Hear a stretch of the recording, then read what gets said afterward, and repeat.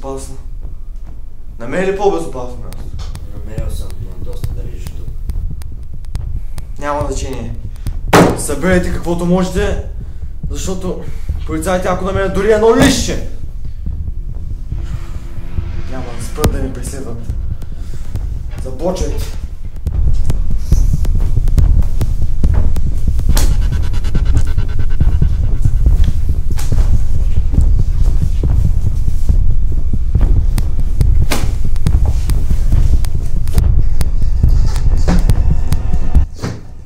Погрижи се. Нищо да не сме забравили. И не се бъде. Ясно, сър.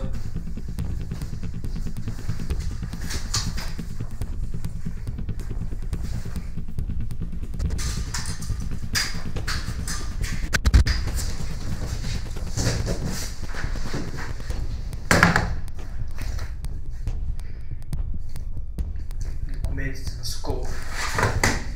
Мисля, че ще се отползва на ченгетата, след като дойда тук. Да се надявам да не се върне да провери и той.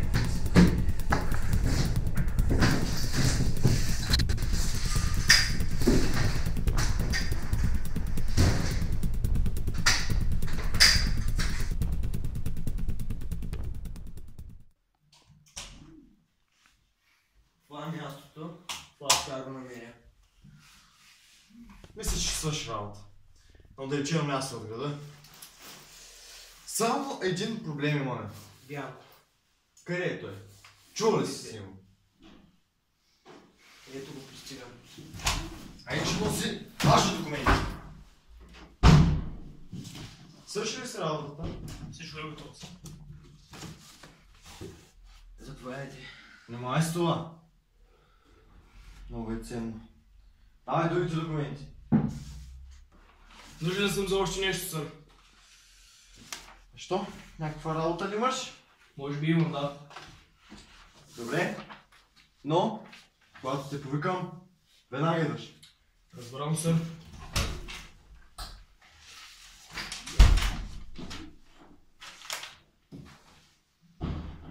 За сега това е всичко, господине.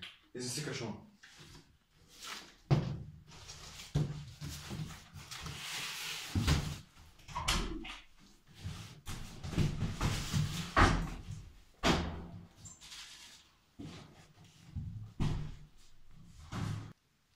Шефе, трябва да поговорим за нещо. Става въпрос за Дагунов. Какво за него? Защо сте го предал? Каква е историята? Самия ти разкажа. Двамата служихме в едно поделение. Тогава още се казах Александър Беров. Бях майор в 6-ти артилерийски полк.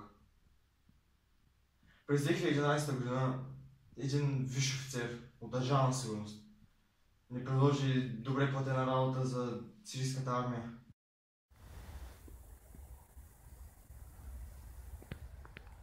Близо сме до границата. Драгунов, бъди готов! И ние приехме, но нещата не станаха както си мислихме.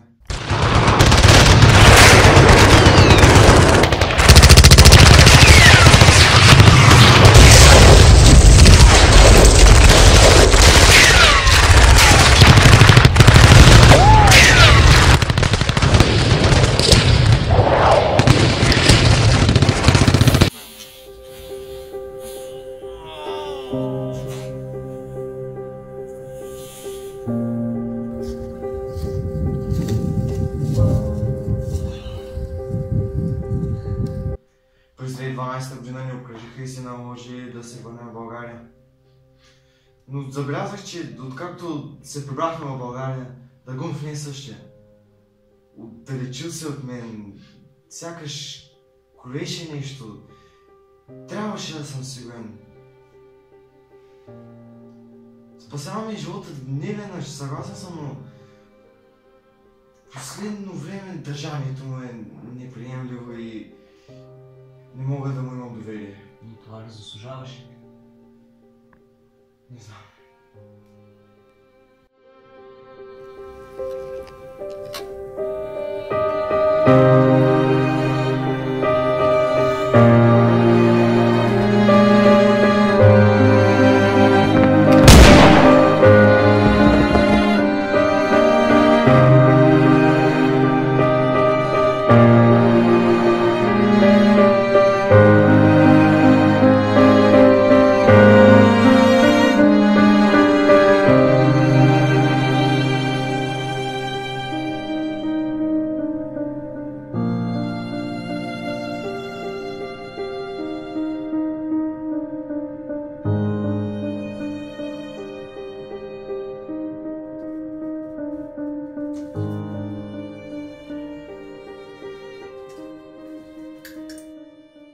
нужда от притеснение.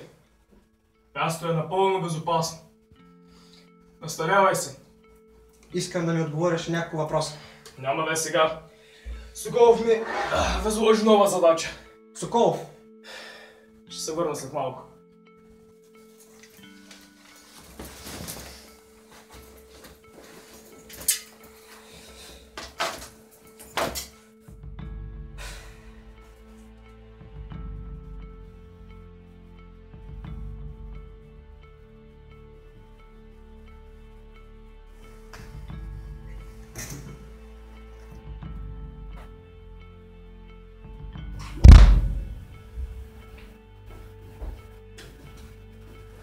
Виждам, че си се настанил вече. Това е добре. Да предложа нещо за пиене. Нещо за пиене. Доста необичайно от твоя страна. Нарича се възпитание. И нещо, което хората в днешно време започнаха да забравят. Това няма значение. Нека да говорим по същество. Какво искаш да знаеш за мен? Единственото и най-важно нещо. Кой си и какво искаш? Ако не мога да получа този отговор, не мога да ти вярвам. Достатъчно основателна причина. Но единственото, което аз мога да ти кажа, е, че се казвам Калин Бянков. И че съм в занаята малко повече от 10 години. До сега никой не ме беше хващал. Освен проклетника Соколов. Имаме общ враг. И точно този общ враг ще свалим по-лесно и по-бързо, ако работим заедно. Какво искаш да направя?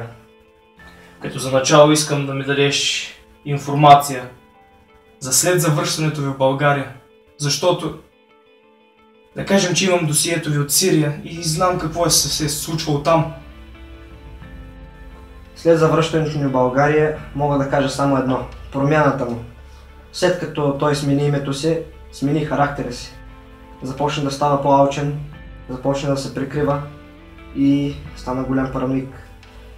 Смяташ ли, че това е причината, по която те предаде толкова лесно? Смятам, че това е единствената причина. Това е добре. Случайно да можеш да ми кажеш още нещо. Например, някаква информация, къде можеш да крие нещо. Да крие? Той крие информация из целия град, във всяка негова фабрика. Но има сейф. Има един сейф, при който при голяма опасност той се крие и складира най-важните си досиета, информация. А знаеш ли къде е? Мога да ти кажа, да.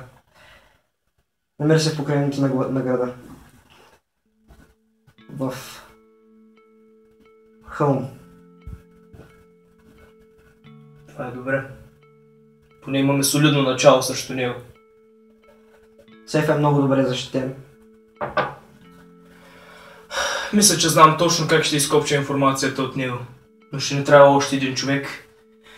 Подозирам, че се сещам точно кой е. За кого говориш? Чакай малко. Да, Бянков. Добре, господин Соколов. Идвам веднага. Играем двойна игра. Само така ще успеем да завършим това един път за винаги.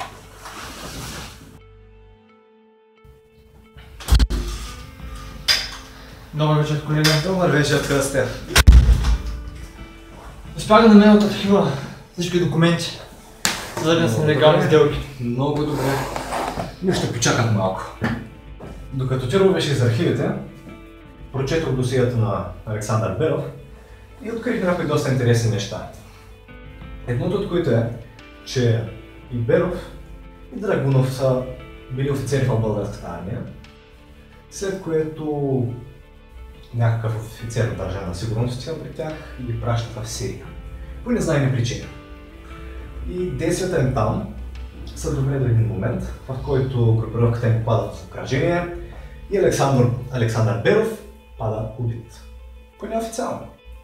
Драгунов изчезва. Изчезва на цяло от радара за близо 2 месеца, след което се връща в България. Около времето на смъртта на въпросния Александър Беров, се появява Михаил Соколов в България и този Михаил Соколов купува сериозен дял от оръжеен завод, с което започва производство на всякакъв вид оръжие.